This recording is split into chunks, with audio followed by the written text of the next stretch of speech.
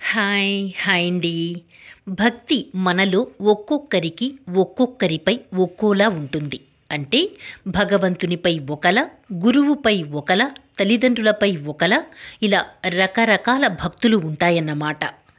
భక్తి యొక్క సారాంశం ఏమిటంటే జీవాత్మను పరమాత్మలో ఐక్యం చేసే మహాసాధనం భక్తి.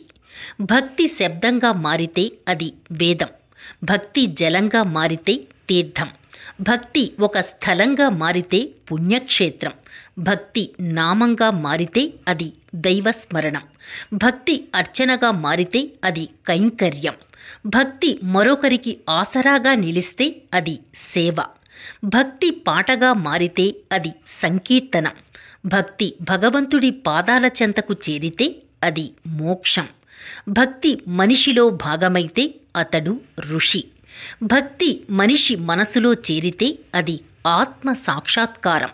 అలాంటి భక్తి సకల జీవరాశులకు పోషణగా మారే ఆహార రూపంలో ఉంటే అది ప్రసాదం. చూసారా, భక్తిలో ఎన్ని రకాల విభాగాలున్నాయో. అన్నీ కూడా మన జీవనశైలికి ఎంతో ఉపయోగపడేవి.